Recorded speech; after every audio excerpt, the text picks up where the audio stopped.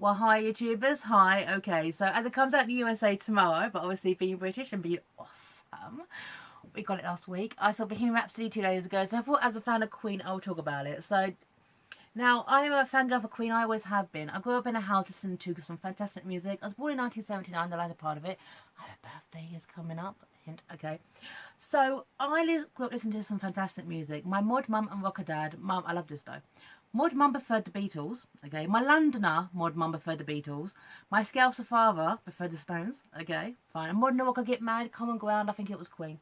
My parents were fans of Queen, they went to several of their concerts, and yeah, so I grew up listening to some fantastic music. One of the first songs I ever learned was Seven Seas of Rye. However, my parents always said to me when I was old enough, okay, they take me to a Queen concert. When I was old enough, sadly, Freddie passed away when I was 12, and I remember this so well. I remember the press hounding him in the streets, screaming out where he was in his car, or sometimes when he was not in his car, it was his partner, Jim Hutton. Freddie, do you have AIDS? Freddie, do you have AIDS? Are you dying, Freddie? Nasty red top newspapers did that to him.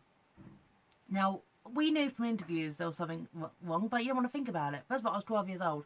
When he finally passed away, literally, I just turned 12.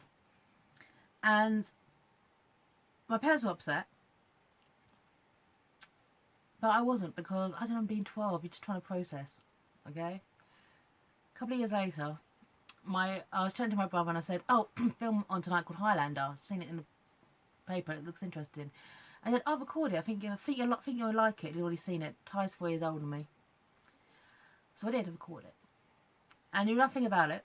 Okay, in fact, it starred Sean Connery and had swords.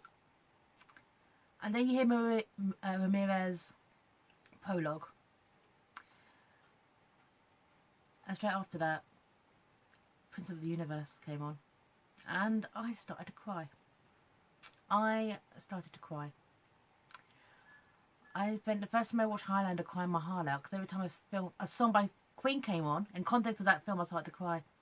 Even now, every time I watch Flash Gordon, I always kind of smart every time the theme song comes on. Yeah.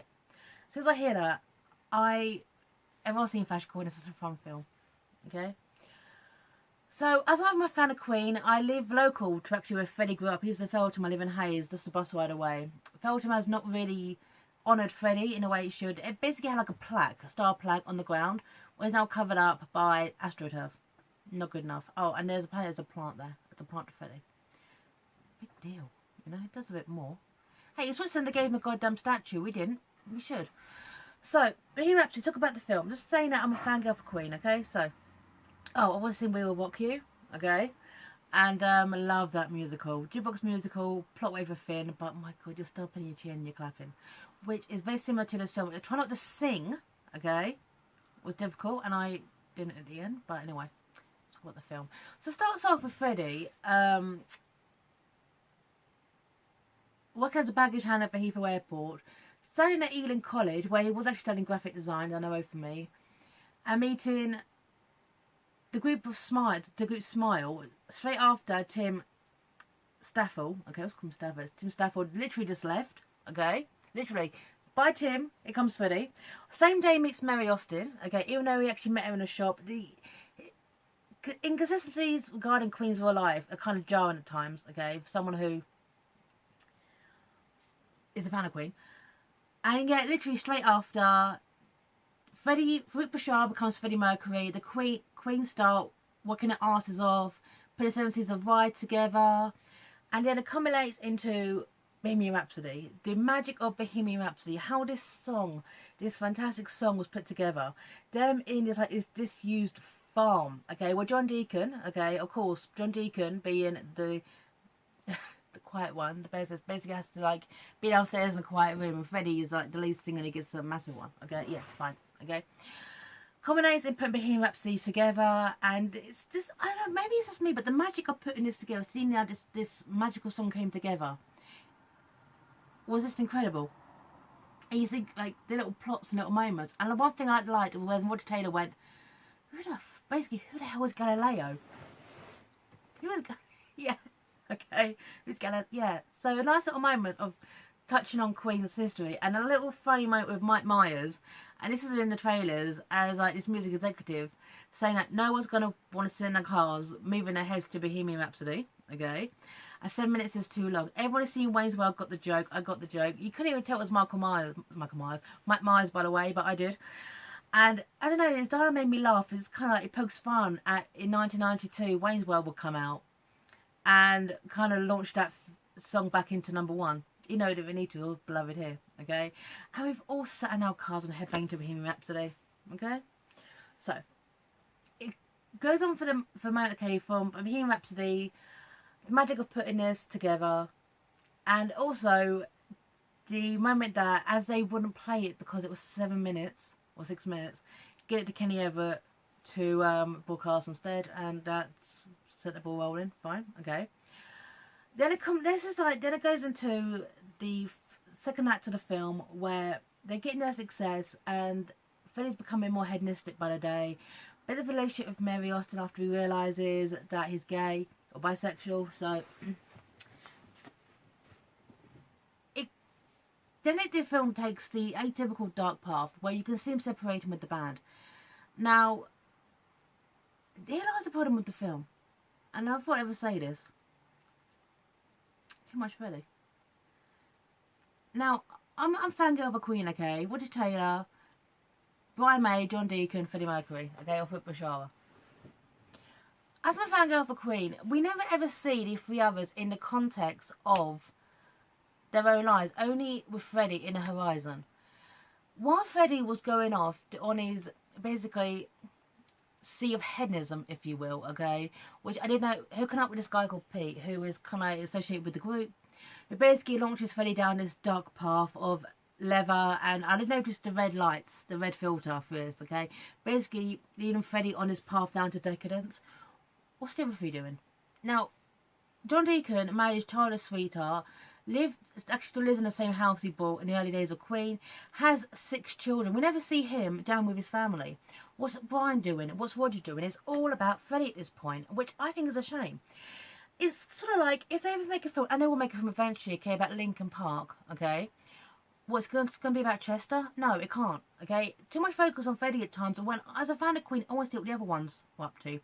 I did notice, though, now I was watching this closely, but I was watching this very closely, okay?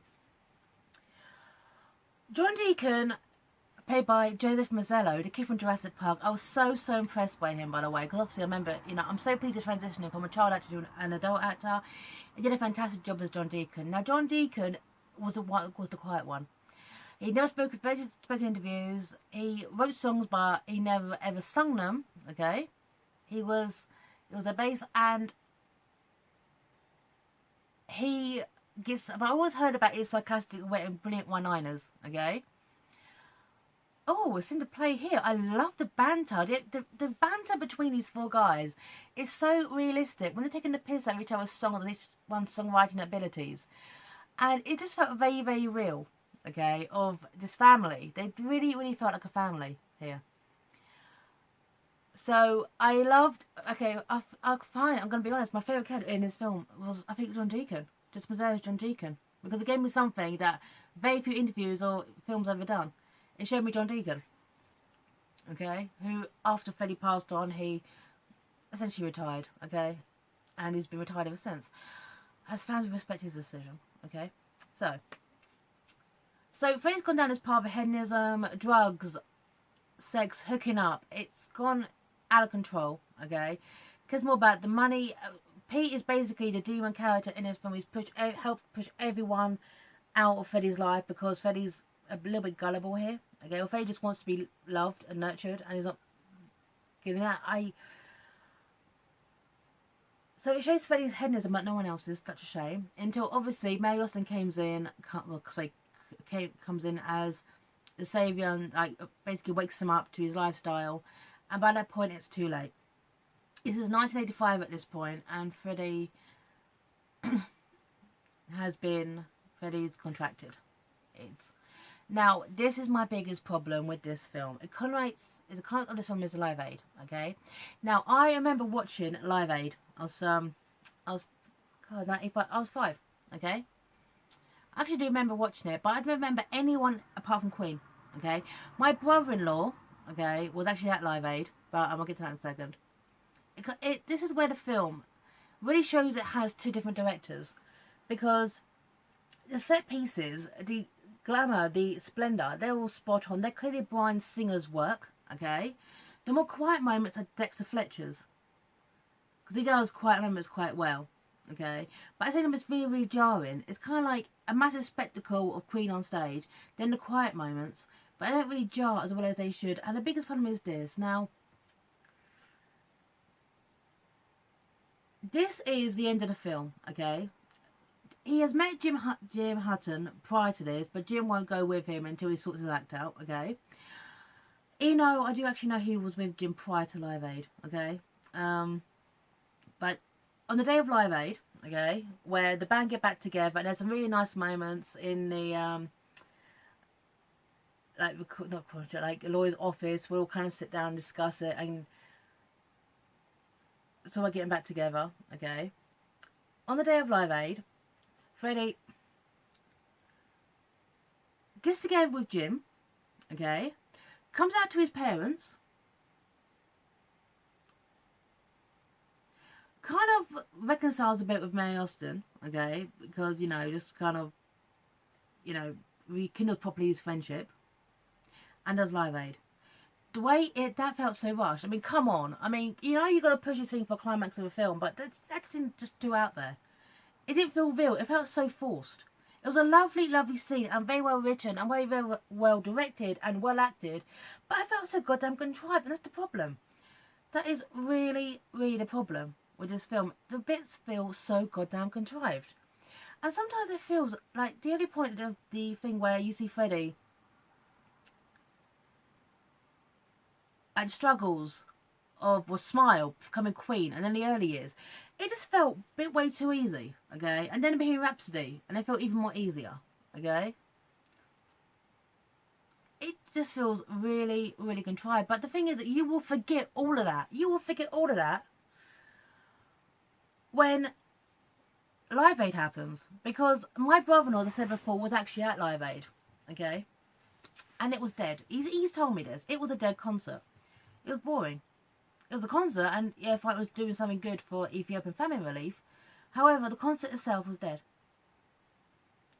Until that moment. There's 20 minutes of Queen.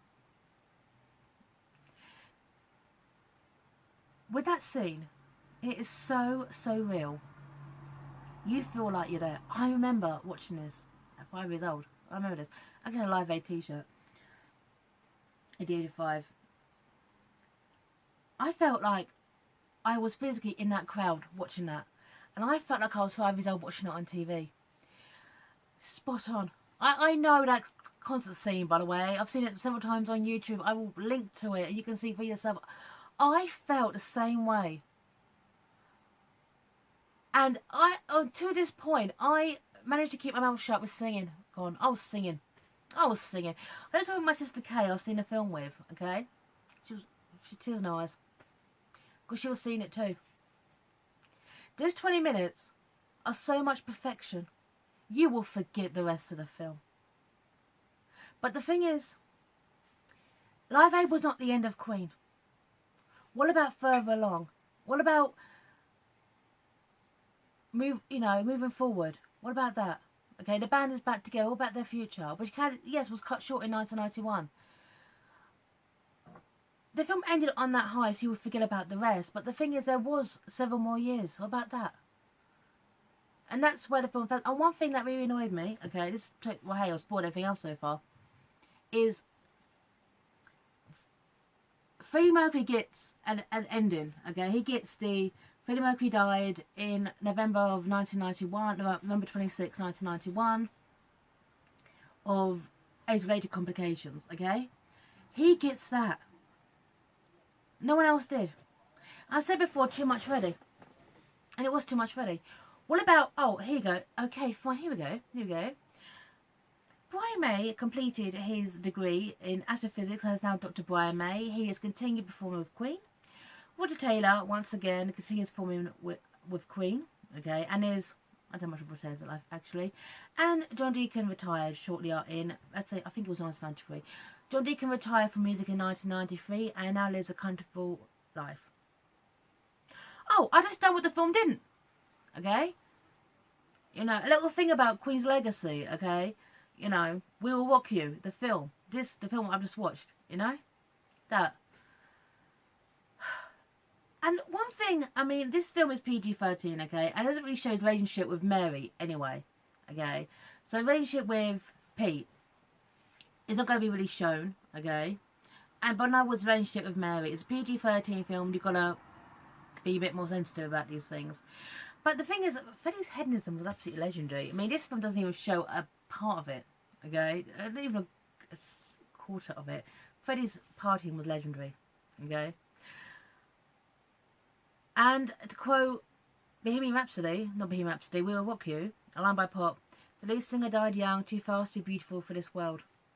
Okay, that's true.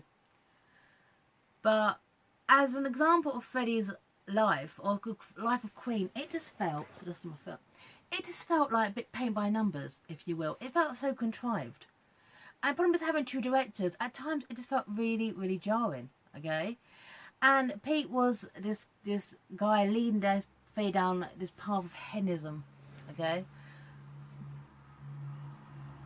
So, however, casting was perfect. Sorry, okay, just so I get everyone right. As I mentioned before, Joseph Mazzello as John Deacon, because he's my favourite. John Deacon is my favourite, okay? Rami Malek is going to get, if not an Academy Award, at least a nomination for this. He became Freddie. It wasn't just the voice, the way Freddie moved on stage, the confidence. Little bits I loved, like the reason why Freddie held a long microphone is that during early shows it actually broke, he disliked it. It could be flamboyant, okay? I like how it mentions the Want to Break Free video, okay, by the way, because that was bad. Well, us and UK, we thought it was hysterical, and they didn't, okay? But anyway, America didn't like it, and it was banned off the airways because Freddie's in drag. You know, just watch out. But anyway, so it's funny for us, but America's a bit uptight. Okay, so Rami Malek as Freddie Mercury was absolutely superb. He embodied Freddie Mercury, the looks, the attitude, the style, the kind of torched artist. Okay, we were expecting. Okay. I was a spot on perfection, and he would be nominated for an Oscar for this. That's a given. That's a given. Okay. Lucy Bonnet as Mae Austin, Mercury's girlfriend. I loved her work. I loved her sensibility and her sensitivity as well. She was fantastic. Willem Lee as Brian May, Queen's lead guitarist. Oh my God, he looked like he could be my son. It's the hair. I like the fact that they poked fun at Brian May's hair, because Brian May has never, I don't think he's ever cut his hair. It's just, Brian May's hair is legendary. Brian May's hair is more of a rock god than Brian May himself, okay? His curly hair, no grey obviously, but that's proper, like, yeah, I love. He was absolutely superb. He got some good lines, he got some good style, every time he did sound like Brian May, okay? Ben Hardy as Roger Taylor, Queen's drummer. I loved this guy. He was, once again, really, really good. I like the fact, okay, you can see from like the early years how the style has changed throughout the years, and they resemble their counterparts so well. I absolutely loved. Okay.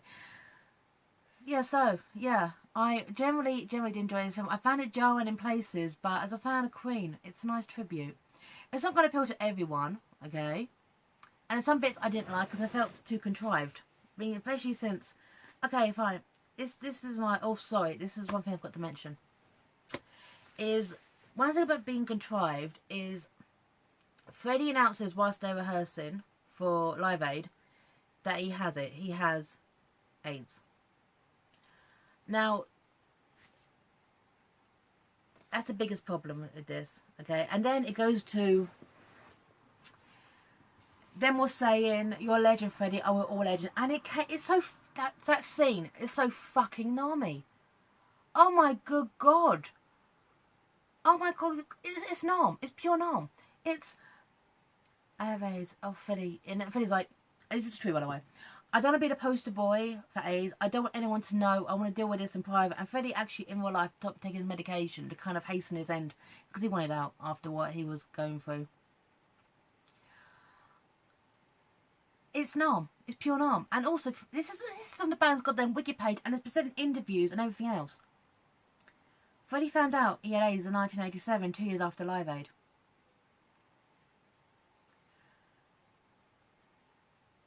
This is 1985, and the band didn't find out until maybe like a year or two later. We didn't need that.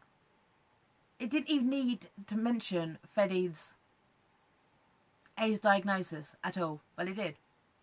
They should have done that. I didn't like that. Okay? Either have the guts to carry it through past Live Aid, okay? With Freddie getting his life back together, and with Jim and Happy and everything else, and finding out, and then dealing. Or don't mention it. Or don't fuck about with that. Okay? Right. That's my biggest issue. So, yeah. So, the film isn't perfect. It's jarring in places, but you know something? The last 20 minutes with Live Aid will make you forget all that. Absolutely all that. I mean, there's 20 minutes, as my brother-in-law said, Live Aid was a dead concert until that moment, and then it came to life. And as soon as it hits that moment, the film will come to life. Okay, so just my, as a Queen fan, talking about that. Okay, sign off here. We'll rock you. Bye now.